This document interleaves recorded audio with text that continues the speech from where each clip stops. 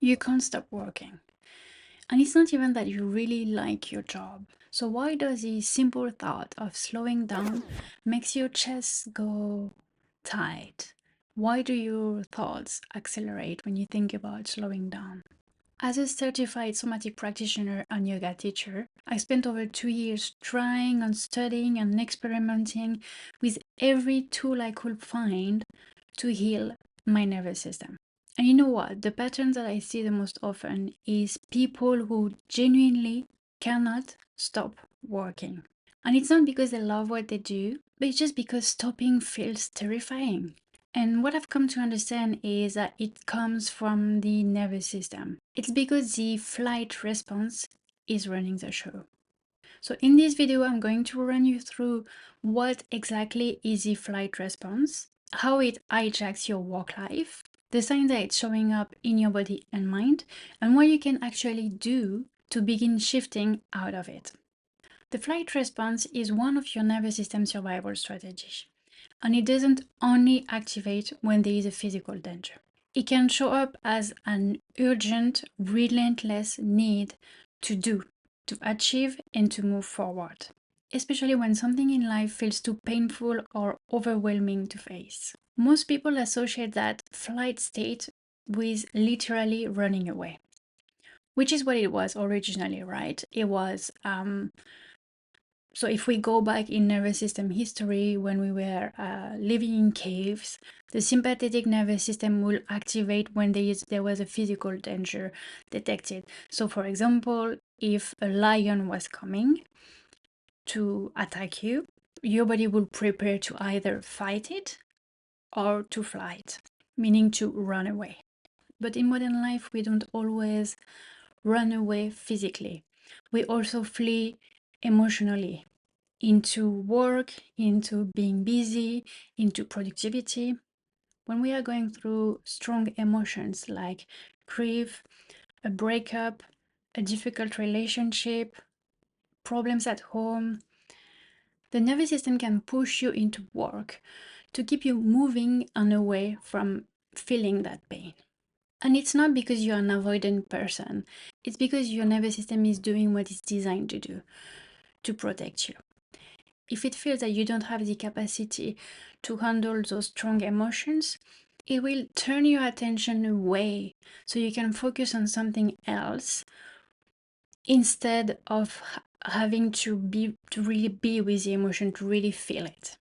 So you probably have experienced yourself or have witnessed someone experiencing this, going through a breakup and throwing themselves into work. Suddenly it became the person that arrived earlier at work and also left earlier. And you might have thought, wow, that person is handling that breakup quite well, actually. They really seem focused and productive, and maybe they're doing better than they were before. And it might be a change in focus, right? It might be that. But really, when you look into it, most often it is just that this person cannot be on their own. Because if they are on their own, if they don't keep their mind busy, if they don't throw themselves into something, and if they don't surround themselves with other people to keep them distracted, then they might connect to their body and they might feel the pain. And sometimes this pain is just unbearable.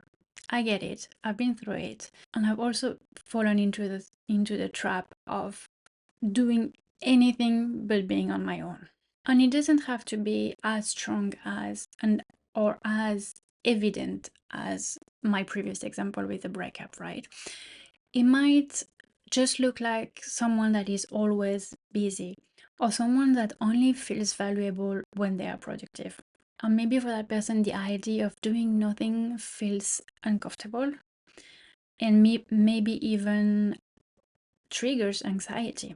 So in that case, this is also a flight survival response, but it's showing up more as a chronic and patterned version of that survival state. So when your nervous system enters into a fight or flight state, the sympathetic nervous system triggers the release of adrenaline and noradrenaline. And that also leads to an increase in cortisol, the famous cortisol that we hear so much about in social medias. So as a result, your body is preparing to move and to run. So your heart rate increases, your muscles tense up, your focus narrows, and you get a sense of urgency, like you're being chased by time. Does it feel familiar? You know, when you feel like you're always late, you're getting older and you're not achieving what you want to achieve, or the days are just too short and you're always running. So, as you might have understood, flight doesn't always look like panic. Sometimes it looks like success. You know, like when you've been doing your best work and you've been working 12 hours a day for months and months and months. Obviously, as a result, I hope you became successful in what you were doing. But it doesn't mean that you were not in flight mode the whole time.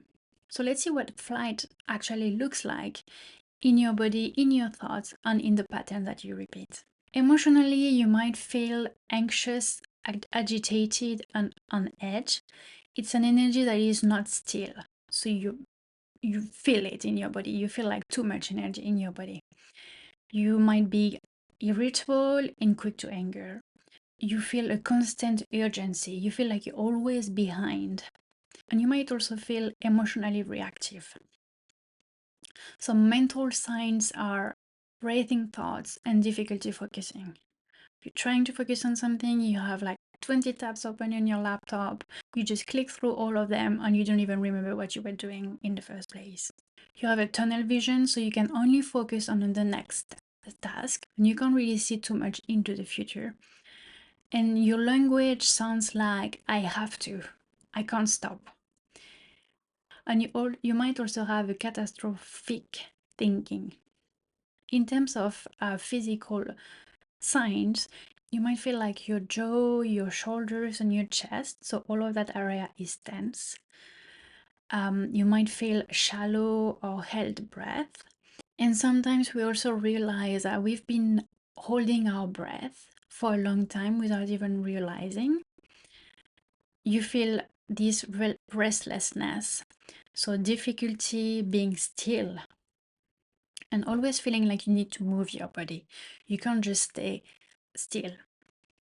And in terms of your relation and work patterns, it might look like hyper independence.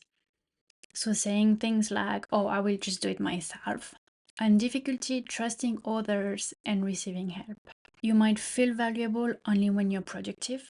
You might have a constant worry about money or not doing enough, even when things are actually okay.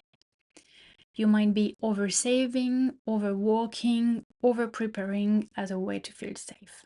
So, one of the things about the flight response is that it often looks like ambition.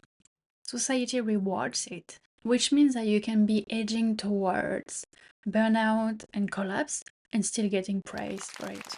If you're high achieving, always on, ultra productive, you're probably actually getting positive reinforcement for what is actually a stress state.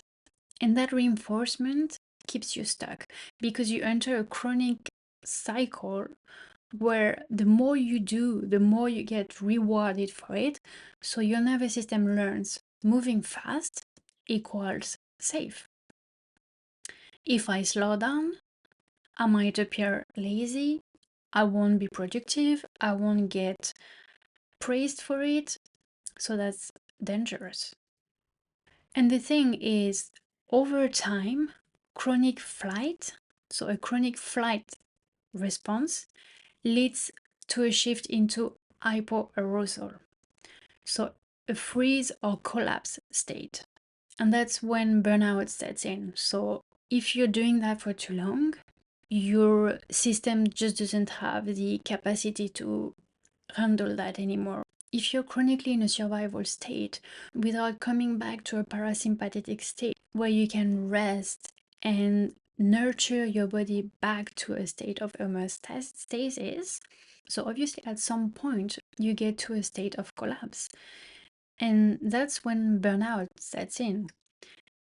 So it will look like numbness, feeling depleted, and being disconnected. Research on burnout shows a reduced vagal tone, elevated resting heart rate, and disrupted cortisol patterns. And these are markers of a system that is stuck in a long-term stress mobilization, because this increases your allostatic load, so the wear and tear of your body. And it also contributes to emotional exhaustion, sleep disruption, and cognitive difficulty. So let's just remind ourselves that rest isn't laziness, it's repair, and your body needs it. And not as a reward for productivity, but as a baseline. You stress your body and rest and come back to baseline. Then you can handle the next stress, relax again. And that's the way we are built to handle stress. So, because the flight response is held in the body, you have to work with the body to shift it. So, if you recognize yourself with what I've said before about how the flight state shows up emotionally, physically, mentally, and all of this, and you're just like, okay, Clara, I know I need to rest, but I do it, and I try, I watch Netflix, I go to bed earlier, and etc. But it just doesn't work for me. It just doesn't change anything. I still feel highly activated afterwards. Then let me share with you some exercises, some somatic practices that you can use to discharge the energy that is mobilized in your system. Because when we are in a state of chronic stress, our body is kind of stuck in this loop where it doesn't know anymore that the danger has passed and that we can now calm down and rest. And we do that by discharging the energy that has been accumulated in our body with all the different stress patterns that we have encountered and that we haven't had the possibility to discharge and close before. So when I was saying physiologically and the way we are built to enter stress is the body adapt and prepares you to deal with that stress, and we can kind of calm down and rest. If we are staying here and we don't really know and we are not really able to calm down and rest, then it just continues going up and up and up and up. And the more up you are, the more difficult it is to come back down to a baseline, right? So what we want to do is kind of like close all those loops by talking to the body and by making it feel safe. And once it feels safe, then you can start to rest. So I'm going to share a few somatic exercises that you can do at any point when you feel that you're kind of stuck in that stress loop. And what I recommend is just to try them and see which one feels best to you, which one physically feel good, and maybe use a few of them and see which combination works best for you, and bring awareness to how your body is reacting to those practices, and so you can see which one seems to be working best for you at a particular moment, and then you can just use them. Like just 2 or 5 minutes is enough. If you do it repeatedly, it's better than just not doing anything and trying to push through and your body is feeling highly stressed when you are in a sympathetic state. So the first exercise is somatic shaking. So what you want to do is to ideally stand up, and the movement is coming from your knees. So gently bend your knees and let your body shake from the movement in your knees. And you can do that for 1 to 5 minutes, and you can play with increasing the intensity from the movement that you're doing with your knees. And then come back slowly to stillness and see how it feels in your body. This is a natural discharge mechanism. So you might have seen in animal documentaries animals doing this instinctively after they've experienced a threat. The second one is spinal flexion. So it can be doing some slow cat-cow movement, And it can also be simply rounding and extending your spine. You can do that seated, or you can also do that standing. So what that does is, by stimulating the nerves around your spine, it decreases the charge of fight or flight activation and increases self-regulation capacity. Another practice to discharge excess tension from your body is heels drop. So you can do that standing or sitting. You rise onto your toes and then let your heels drop to the floor firmly. And you can repeat 10 to 15 times and see how that feels.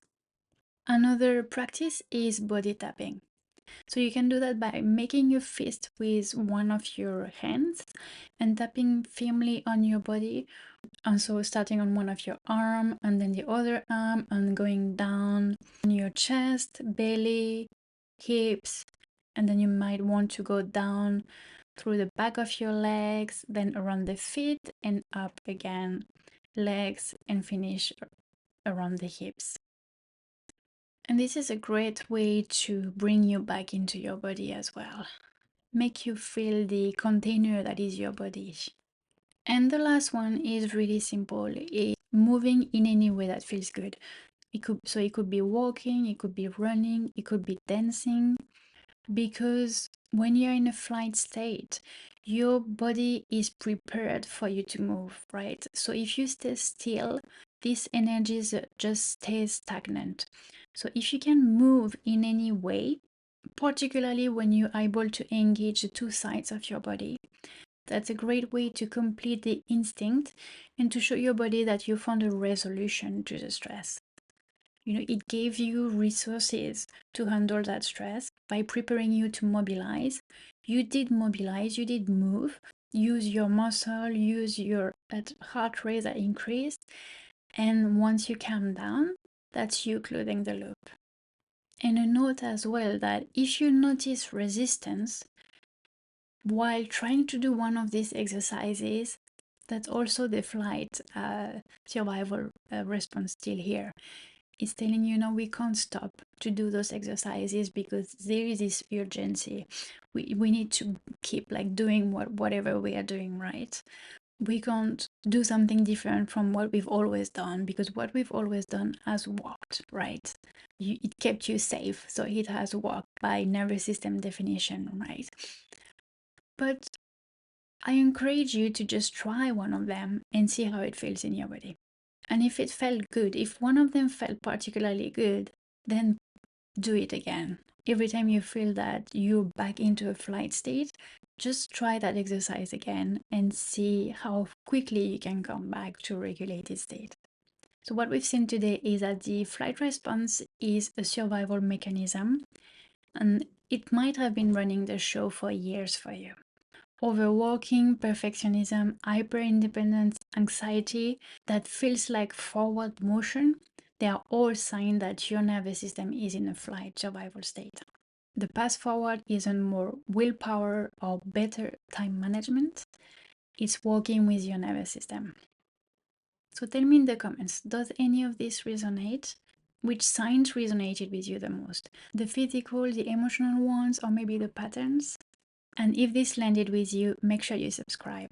I put out video every week on nervous system regulation, somatic healing, and understanding your body's survival patterns so you can actually come home to yourself. And if you know someone who can't seem to slow down, send this to them. Sometimes we just need someone to name it before we can see it.